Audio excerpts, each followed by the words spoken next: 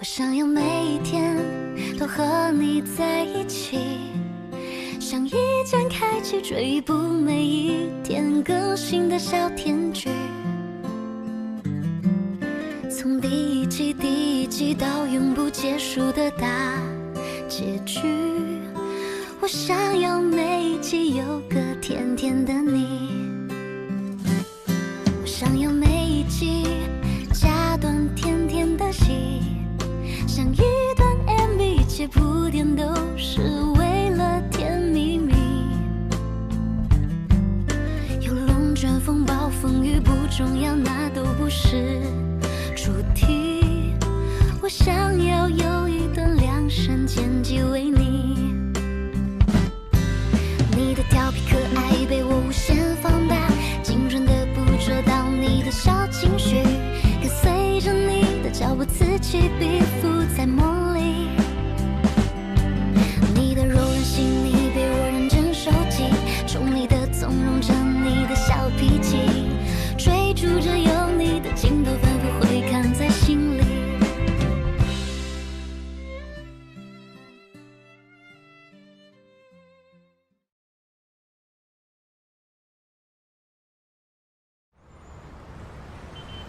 Company में इतने talented लोग होने के बावजूद ऐसा कोई नहीं है जो हुपिंग से इन्वेस्टमेंट की बात कर सके। हम डील क्रैक ना भी कर पाए तब भी हम टैलेंट को शोकेस कर सकते हैं। अगर हुपिंग सच में इतना बड़ा है जितना वो दिखता है तो वो हमारे टैलेंट को पहचान लेगा। फंड हमेशा दोनों की सहमति से मिलता है, इससे नहीं कि आपकी बिक्री कितनी हुई। ये केस खत्म होने से पहले देखना वो किसी बात का अंदाजा नहीं लगने देगा। इसलिए हमें बस अपना बेस्ट देना है, बाकी सब ठीक हो जाएगा। समझ गई डार्लिंग? रुको, एक इंसान है जो ये काम कर सकता है।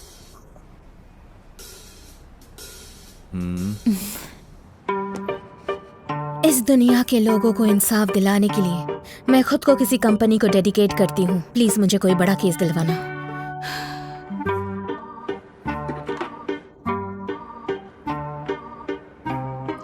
इसे रीपोस्ट करो तो विश पूरी हो जाएगी।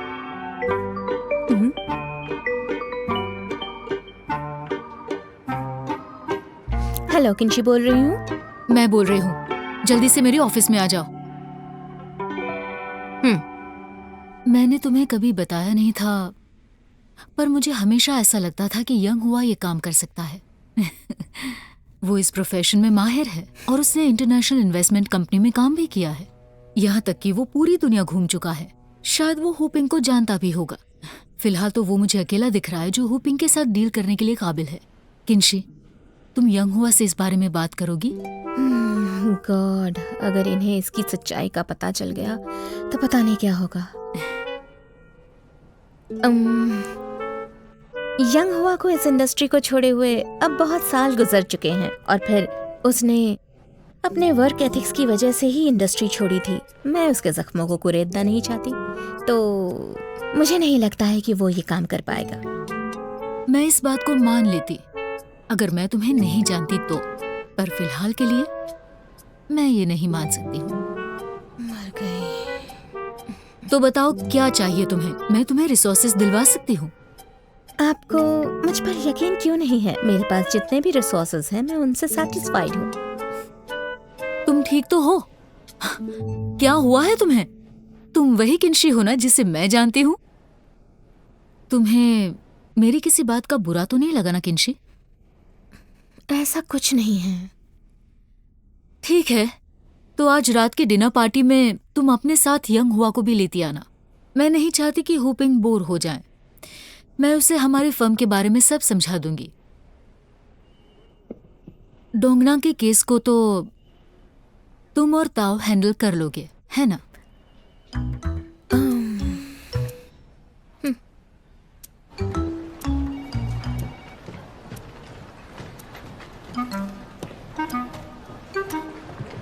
मिस यांग,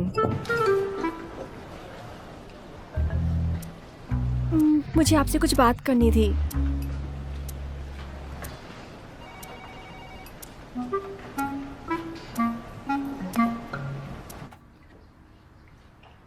ये क्या? तुम लोग लोग ऐसे कैसे जा सकते हो? फिर यहाँ सब कौन संभालेगा? आप है ना माँ संभालने के लिए। पर मैं कैसे संभालूं? जैसे आप अभी संभाल रही है। और नहीं तो क्या, मम्मी की नई ज्वेलरी देखी तुमने? कितनी अच्छी लग रही है ना उन पर? सच में? जैसे कि फिर से जवान हो गई हो। सच्ची मैं जब से शादी करके यहाँ पे आई है तब से वो सिर्फ काम ही कर रही है, उसे फुर्सत ही नहीं मिली आराम करने की। तो अब मेरे साथ आराम करेगी, हनीमून पे भी जाएंगे और बहुत एंजॉय करेंगे। मैं भी सब कुछ समझती हूँ। मुझे पता है तुम दोनों ने इतने सालों तक बहुत काम किया। तुम्हें बाहर जाना चाहिए, सच में तुम लोगों को वैसे एंजॉय करेंगे। करना चाहिए। और जल्दी से मुझे दादी बनने का सुख देना। मुझे पोते का मुंह देखना है। माँ, मैं और मैं हमारी लाइफ में बहुत खुश है, इसीलिए अब हमें बच्चे की जरूरत नहीं है। क्या कहा? हैं? किसकी सोच है ये? तुम भी यही चाहती हो क्या? माँ, मुझे माफ कर देना। मैंने आपसे जो वादा किया था उसे मैं पूरा नहीं कर पाऊंगी। मुझे कोई शेयर्स भी नहीं चाहिए। हाँ, मुझे बस वेन्यू के साथ ही रहना है। पहले काम की वजह से मैं ऐसे जो वक्त नहीं दे पाती थी वो आप देना चाहते हो। तुम भी कितनी अच्छी तुम हो, भी है ना? किन वेन्यू, बंद करो ये सब। क्या लगता है तुम्हें? तुम्हें सच में बच्चा नहीं चाहिए? माँ, मैं पैसों के लिए अपनी पत्नी को कैसे छोड़ सकता हूँ? ये मेरे लिए पैसों से ज्यादा इम्पोर्टेंट है। बिल्कुल।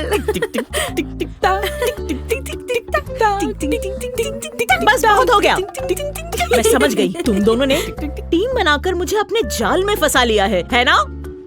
माँ, हमें ये करने की बिल्कुल जरूरत नहीं है। कि तो परिवार है और ये मैं का नहीं बल्कि मेरा आइडिया था। मैं खुद एक बच्चे जैसा हूँ, तो मुझे नहीं लगता कि दूसरे बच्चे का बाप मैं बन सकता हूँ। अब मेरी एक ही प्रायोरिटी है कि अपनी बीवी को खुश रखना।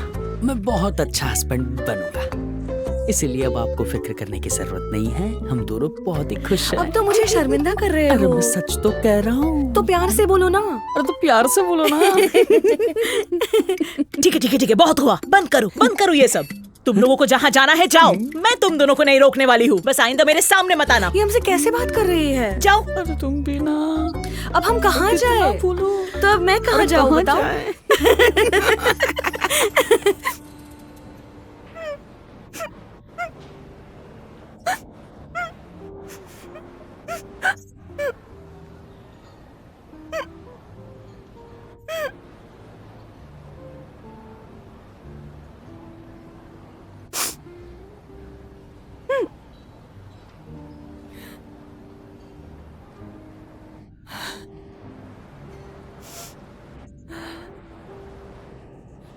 मिस्टर यांग, प्लीज मेरी मदद कीजिए। मैं भी एक ऐसी जगह पे फंस गई हूँ जहाँ से सिर्फ आप ही मुझे निकाल सकते हो। मुझसे क्या मदद चाहती हो तुम? मिस्टर यांग, मुझे इन्वेस्टमेंट डिपार्टमेंट में आना है। Investment department?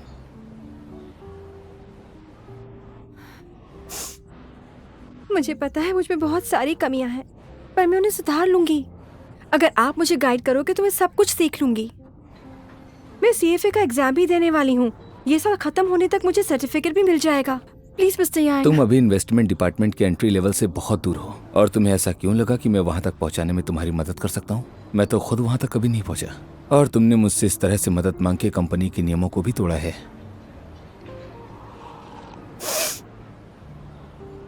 मिस्टर यांग, मुझे तुम्हारी एक बात पता है। ऐसी कौन सी बात पता है तुम्हें? योंगली 21 साल वाला हादसा।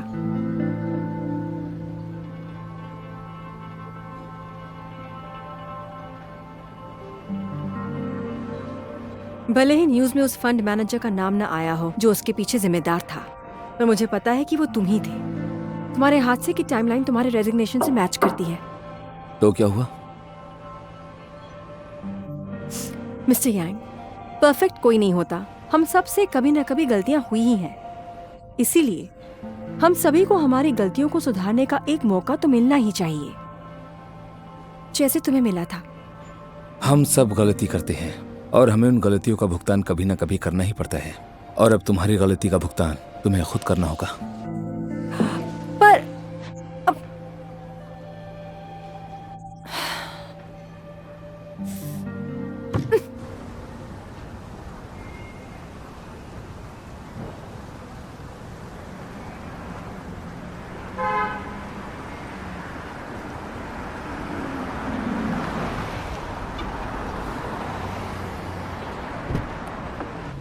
मैंने तुम्हें कैफे में रुकने को कहा था ना। मुझे लगा तुम जल्दी आ जाओगी इसलिए बाहर आके वेट करा था। ये लो कपड़े बदल लो। ये किस लिए? आज रात एक इम्पोर्टेंट डिनर पर जाना है और ई हुई ने तुम्हें साथ लाने को कहा है। पर मुझे क्यों? समझ जाओगे, या फिर तुम्हें वापस बैंक में जाना है? बिल्कुल नहीं। इसका मतलब तुम भी मुझे शेरनी मानते हो, है ना? भला मैं तुम्हें शेरनी क्यों मानूंगा? मैं शेरनी नहीं तो और क्या हूँ, ब्रीडर तो हरगिज नहीं हूँ। शेरनी को ब्रीडर बनने की क्या जरूरत है? वैसे भी शेरनी की छत्र छाया में किसे रहना पसंद नहीं है। कुछ भी।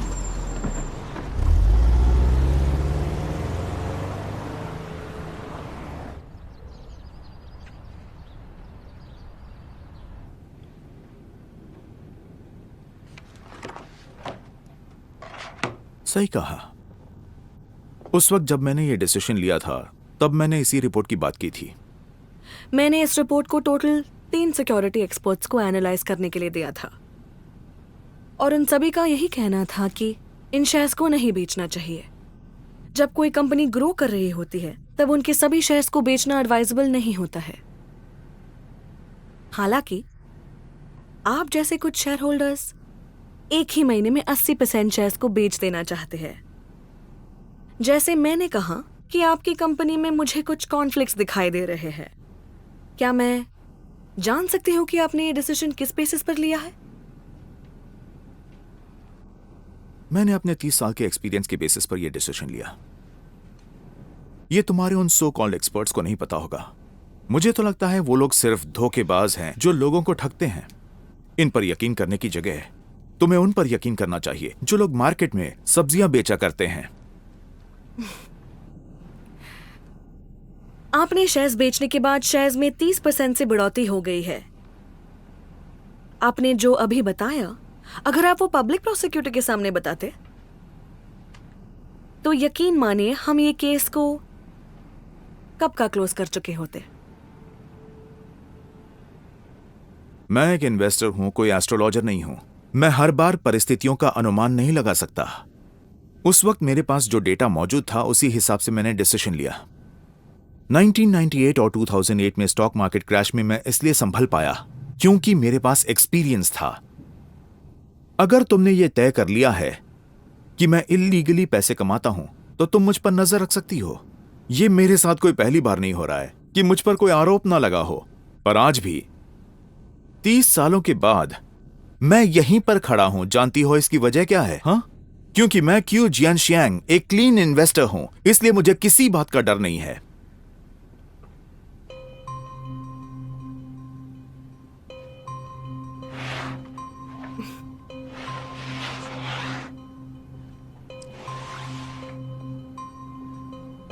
पहले आपके द्वारा बेचे गए सभी शेयर्स किलिन फाउंडेशन नाम की फर्म ने खरीद लिए थे। तब वो फर्म एस्टैब्लिश नहीं थी और उनके प्रोडक्ट्स भी कुछ खास नहीं थे। उनके फंड मैनेजर को इंडस्ट्री में कोई नहीं जानता था। तो फिर क्या मैं जान सकती हूँ कि उनके लिए सभी शेयर्स में से कौन से शेयर्स में सबसे ज्यादा पोटेंशियल है? इस बारे में पता लगाना आखिर कैसे मुमकिन हुआ था? मुझे नहीं पता।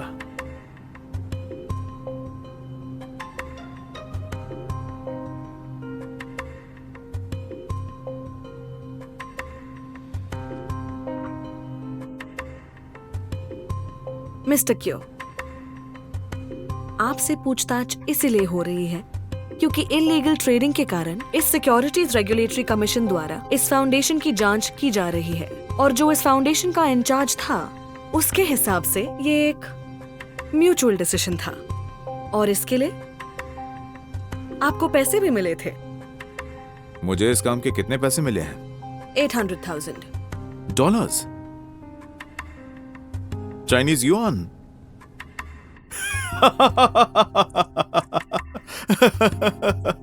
अच्छा मजाक कर लेती हैं आप। तुम्हें अंदाजा भी है मैं हर रोज कितने करोड़ों की डील कर लेता हूं। तुमने आज तक शायद इतने पैसे देखे भी नहीं होंगे। तुम्हें पता है मैं करोड़ों रुपयों का इंटरेस्ट इतने पैसों के लिए गवा दूंगा? तो फिर तुम पागल हो।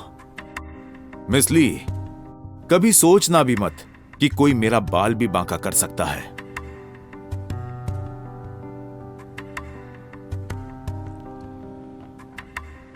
मिस्टर क्यू, मैं आपसे कुछ उगलवाना नहीं चाहती हूँ। मैं तो चाहती हूँ कि आप ये केस जीत जाए, लेकिन इस वक्त उनकी कहानी हमारी कहानी से बेहतर है। अगर आप भी मुझे सच बताना नहीं चाहते हो, तो आपको मुझे कुछ ऐसा बताना होगा जिससे मैं आपकी मदद कर पाऊं, या फिर किसी और से मदद ले पाऊं। नहीं तो मैं आपके लिए कुछ नहीं कर पाऊंगी।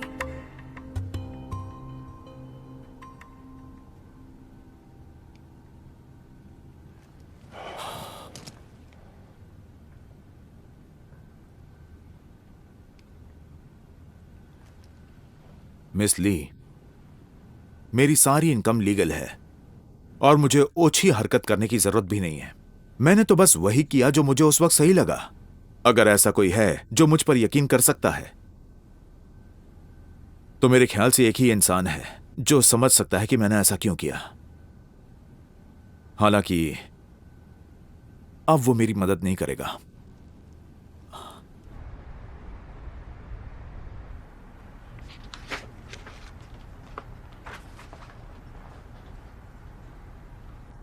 यंग हुआ, तुमने अपनी जॉब के बारे में कुछ सोचा है क्या?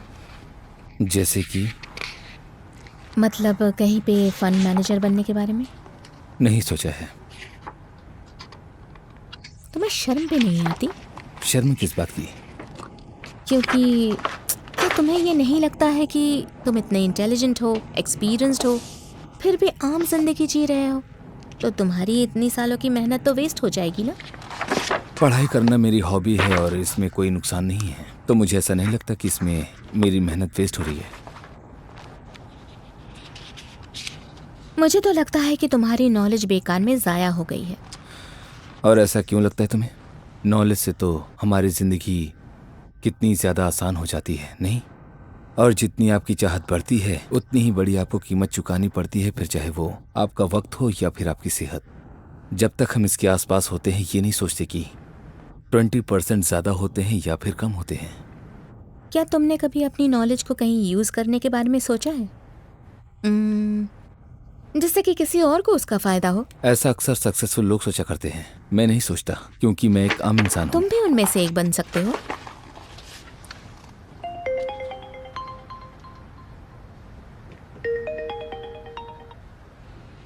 टाइम हो गया है, चलो चलते हैं।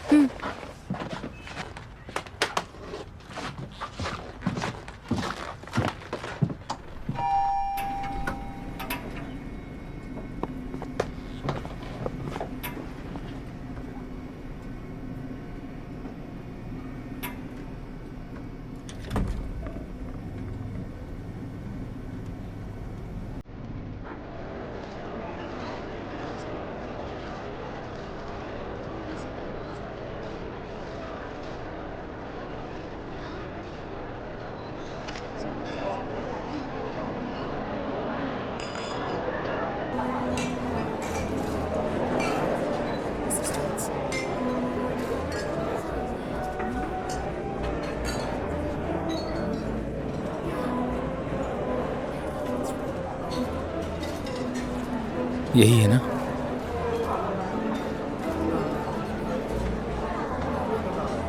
किंशी, हाँ चलो, मैं मिलती हूँ बाद में। हाय जेम्स, वेलकम। कितने दिन हो गए तुम्हें मिले। तुम तो बिल्कुल ईद के चांद की तरह दिख रहे हो। जब तुम दोनों एक साथ होते हो तब बहुत अच्छे दिखते हो। हमेशा ऐसे ही साथ रहना, किसी की बुरी नजर ना लगे। मिस हुई, मुझे नहीं पता था यहाँ इतने सारे लोग आने वाले हैं। क्या है ना कि जल्दबाजी में तुम्हें बताना भूल गई। मिस्टर जिन और मिस्टर शैंग यहाँ नहीं है, इसलिए मिस टैंग ने यंग हुआ को लॉबिस्ट बनाया होगा।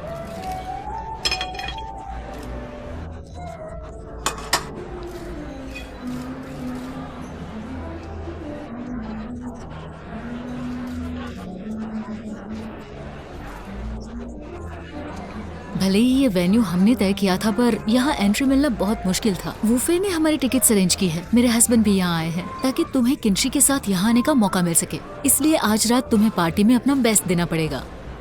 कोई बात नहीं, तुम मेरे साथ हो तो मुझे और कुछ नहीं चाहिए। चलो वहाँ मिस्टर हु से मिलकर आते हैं। मैं चाहती हूँ तुम दोनों आज रात पार्टी में अपना बेस्ट दो। मुझे तो लगा था कि मिस्टर हु के लिए ये डिनर हम लोग होस्ट करने वाले काश ये हैं। मौका हमें मिल सकता। खैर, जो होता है अच्छे के लिए होता है, वरना इन्वेस्टमेंट कम्युनिटी के एलीट लोगों के साथ मिलने का मौका बार बार नहीं मिलता है। समझ रहे हो ना? हवा में चारों तरफ सिर्फ पैसे ही पैसे महक रहे हैं। बस बुरा मत मानना यंग हुआ, मैं बस मजाक कर रही थी। वैसे भी इस माहौल में तुम हमसे ज्यादा कंफर्टेबल होगे। शायद तुम्हें यहाँ तुम्हारे एक्स कॉलिग्स भी मिल जाए। अगर कोई मिलता है तो मुझे उनसे जरूर मिलवाना।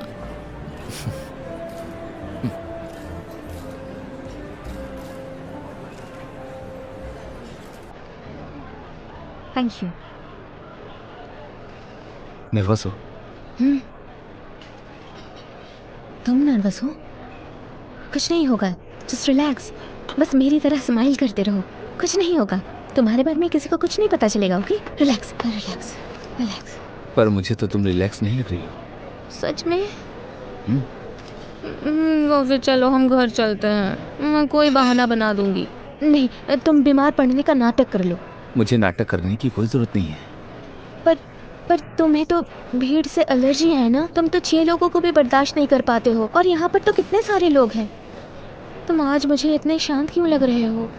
अंदर से तो डर लग रहा होगा ना। तुम ठीक तो हो? मैं बिल्कुल ठीक हूँ। हम यहाँ पे किसी को धोखा देने के लिए नहीं आए हैं। भले ही मेरी आइडेंटिटी फेक हो, पर मेरा एक्सपीरियंस असली है। देखो, इन सबको एक बार बाहर से देखो। ये लोग हमसे बिल्कुल भी दिखने में अलग नहीं है किंची। इनफैक्ट ये इलाइट लोग धोखाधड़ी में माहिर भी होते हैं।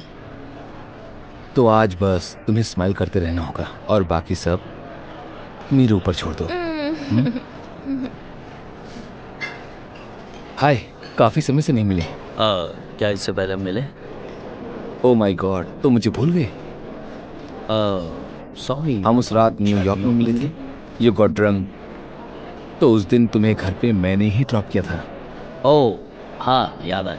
वो तुम थे? Yes. मुझे लगा कि वो रॉजर था। Yes, it's me. This is my wife.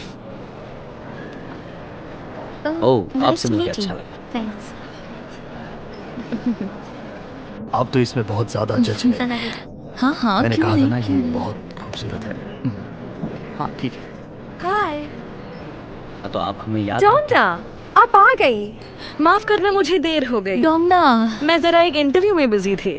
क्या लेना पसंद करेंगी आप? मीट के अलावा कुछ भी।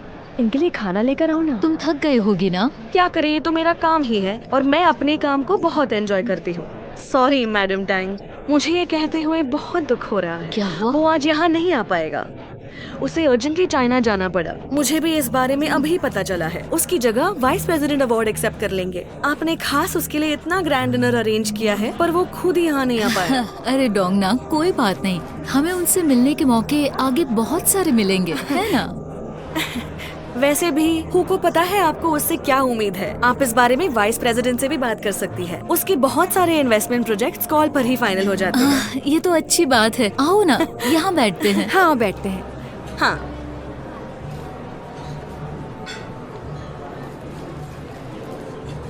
ये आपके लिए। Thank you. हेलो। ओह, कैसे हैं मिस्टर कैसे हो वॉन्ग? आप? प्लीज आइए। ओह, कैसे हो आप? ठीक हो ना? मजा आ रहा है? मिस्टर वॉन्ग आ गए हैं।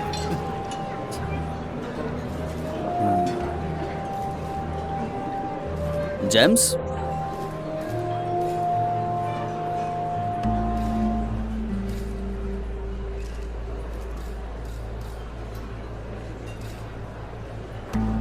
जेम्स यांग।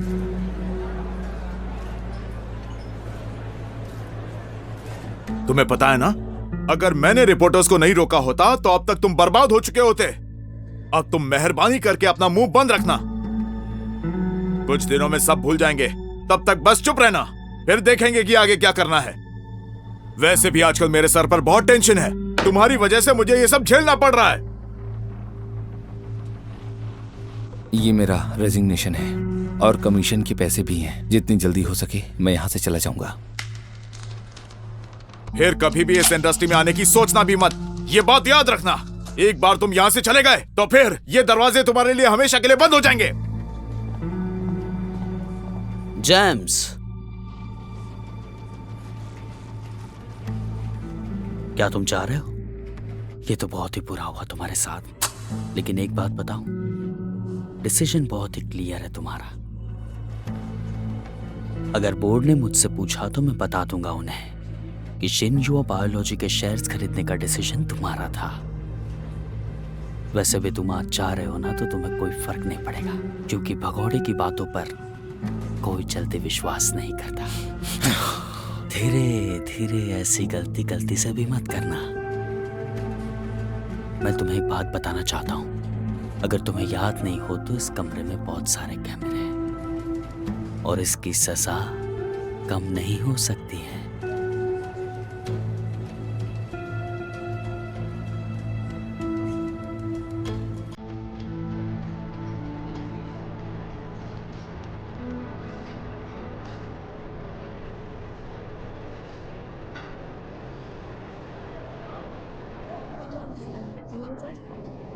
तुम्हारा नेकलेस बहुत ही सुंदर है फेफे। तुम्हारा वजन कम हो गया है क्या? बोलो। ओह, तो तुम डाइट पे हो। मिस्टर वांग, या? क्या आप मिस्टर यांग को पहले से जानते हैं? जी हाँ, हम पहले कलीग्स हुआ करते थे। जेम्स, यांग हुआ इसके जैसा टैलेंटेड फंड मैनेजर मैंने आज तक नहीं देखा, है ना? कितना वक्त हो गया हमें मिले हुए? 5 साल तो हो गए होंगे, है ना? तुम उसे जानते हो? मुझे आज अपनी आंखों पर यकीन नहीं हो रहा है। यांग हुआ आज भी बिल्कुल वैसा ही है जैसा 5 साल पहले था। वरना मेरे पास कोई चांस नहीं था इसे पहचानने का।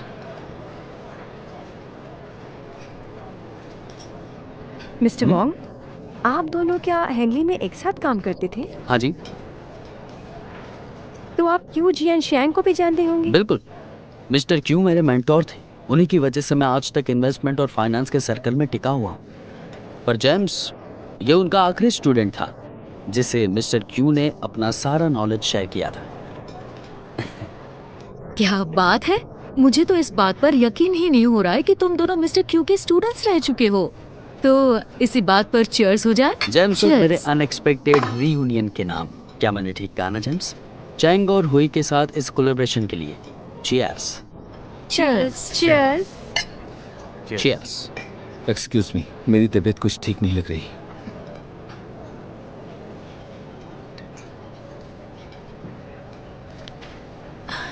मिस्टर वांग, उनकी तरफ से चीयर्स। हाँ, चीयर्स। चीयर्स। चीयर्स। चीयर्स।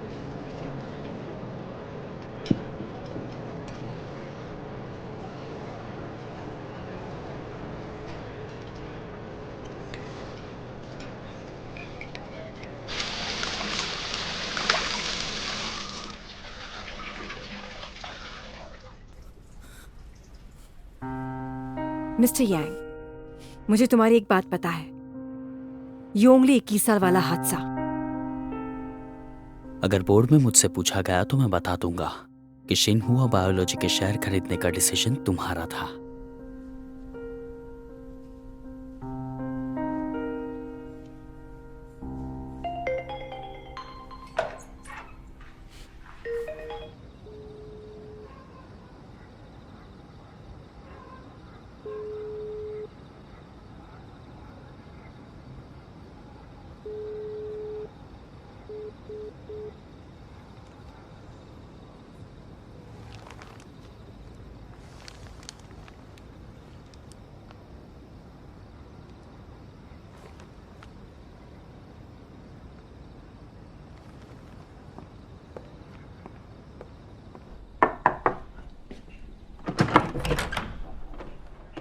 कौन हो तुम? हेलो, मेरा नाम ली दाई है। आप यांग हुआ के पिताजी है ना? हाँ, मैं ही हूँ। मुझे आपसे यांग हुआ के बारे में कुछ बात करनी थी। अंदर आ जाऊं? क्या तुम यांग हुआ की दोस्त हो? हाँ। और क्यों जैंग शैंग की वकील भी। ओह, आइए प्लीज अंदर आइए मैडम। शुक्रिया।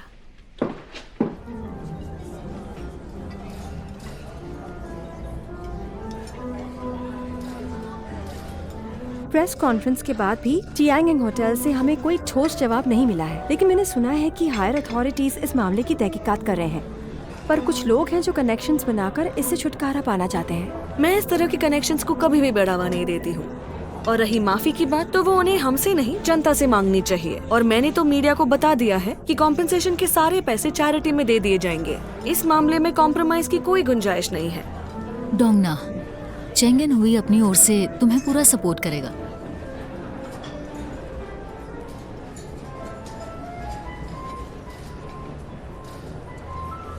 तो मिस्किन, मैंने सुना है कि जेम्स के वापस लौटने के बाद वो हाउस हस्बैंड बन के रह रहा है। क्या ये बात सच है? मिस्टर क्यू से उसने बहुत कुछ सीखा है। लगता है मानो उसके नक्शे कदम पे चलना, ये बहुत अच्छी बात है। लेकिन उसे घर पे छुपा के रखने से उसका टैलेंट वेस्ट नहीं होगा। अगर आप चाहे तो उसे थोड़ी देर के लिए बाहर ले जाकर बात करना चाहता हूँ। क्या पता आगे हमें एक साथ काम भी करना पड़े। हाँ, ये भी हो सकता है।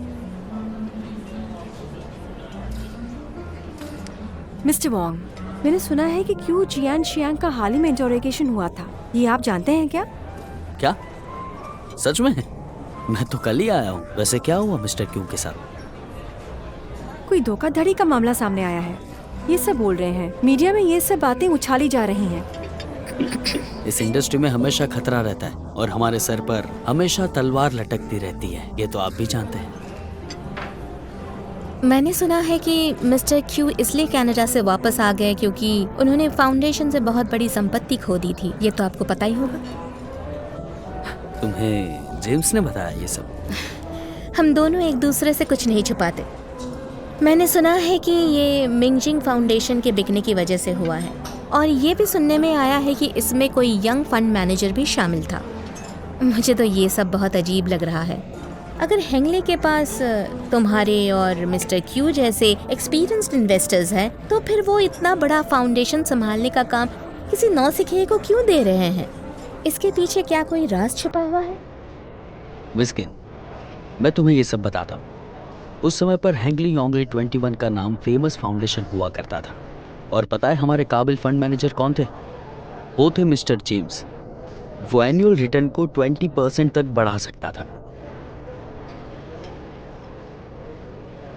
हाँ, लेकिन मुझे इसमें कोई बड़ी बात नहीं लग रही है। तेजी या मंदी की परवाह किए बिना वो रिटर्न्स को 20% तक बढ़ाता गया। और ये कोई छोटी बात तो है नहीं।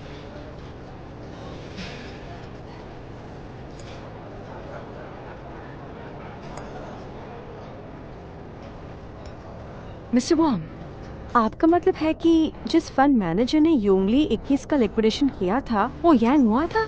नहीं मिस्टर हु, मैंने ऐसा तो कभी नहीं कहा।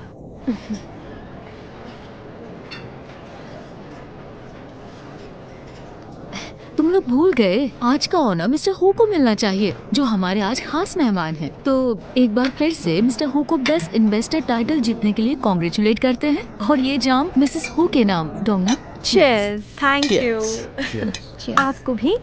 आपको भी। Thank you.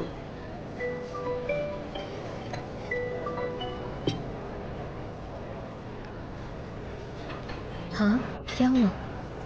मैं तुम्हारी मदद नहीं कर पाऊंगा। अब मैं घर जा रहा हूँ। तुमने वाइन पी है तो गाड़ी मत चलाना। अब मैं जा रहा हूँ। तुम अभी कहाँ पर हो? हेलो हेलो,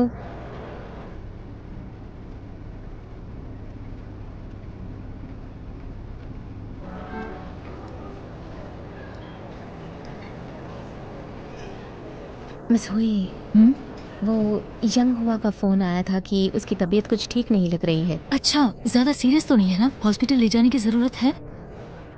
मुझे वहाँ जाकर ही पता चलेगा। तो मुझे जाना पड़ेगा। सबको बता दीजिएगा। आप एंजॉय कीजिए, ठीक है? मैं जा रही हूँ। बाय।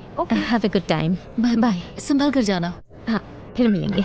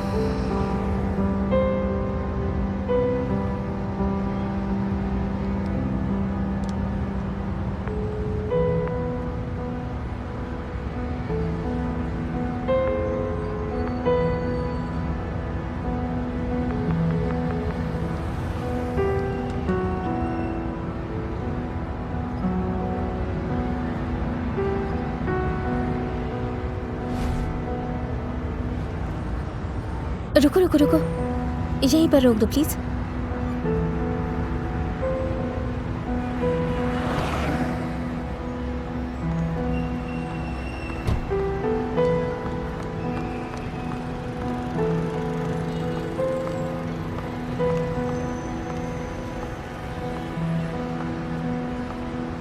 यहाँ पर क्या कर रहे हो?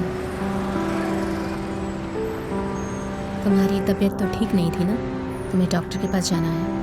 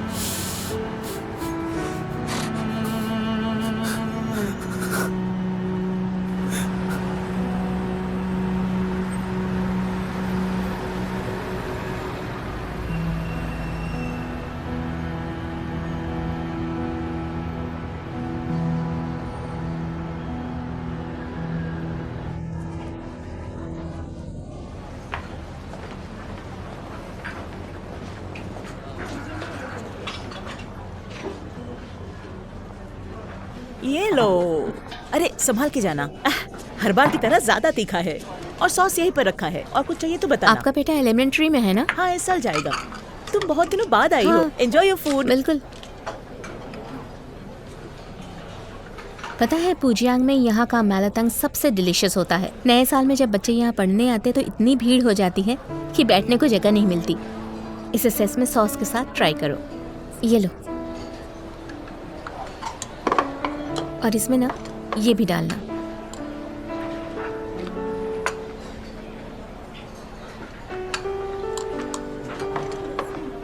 ये सूप चख के देखो, ऐसा सूप तुम्हें कहीं नहीं मिलेगा। ये लो।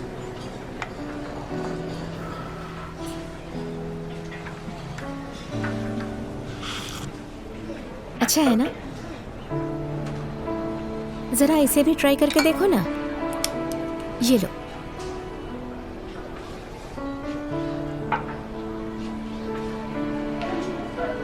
पोटैटोस।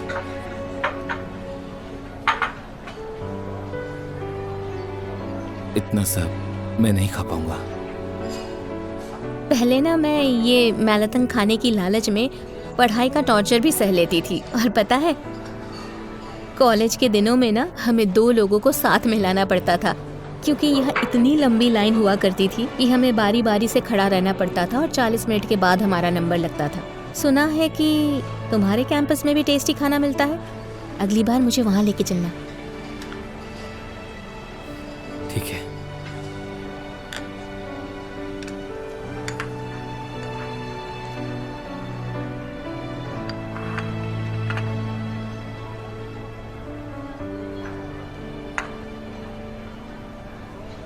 तीखा है? टेस्टी है।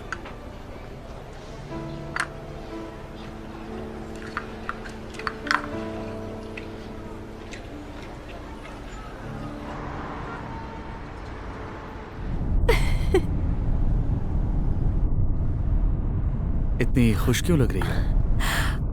यंग हुआ को आज ऐसे भागते हुए देखा तो अपनी हंसी को रोक ही नहीं पा रही थी।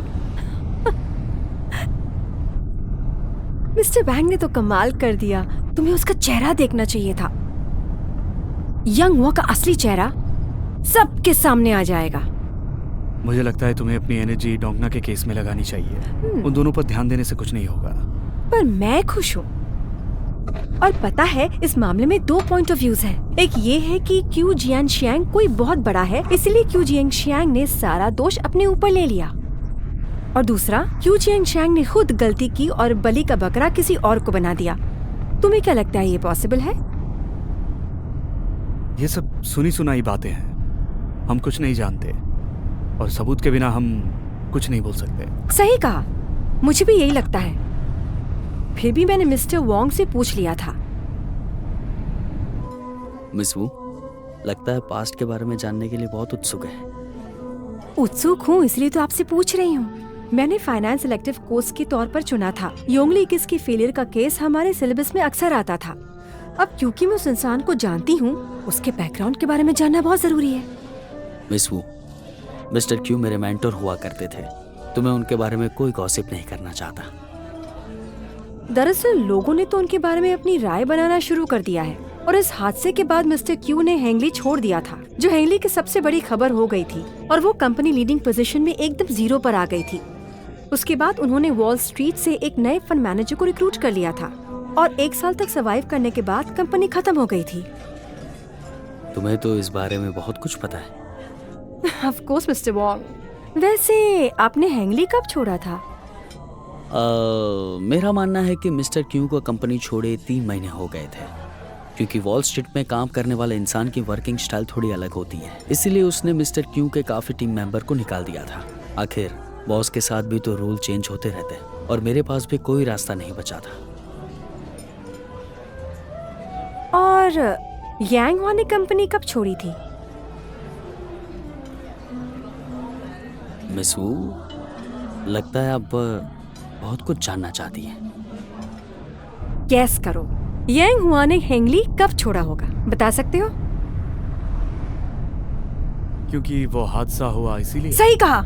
इसका मतलब है कि यांग हुआ ही वो फंड मैनेजर था जिसकी वजह से सब प्रॉब्लम शुरू हुआ था, है ना?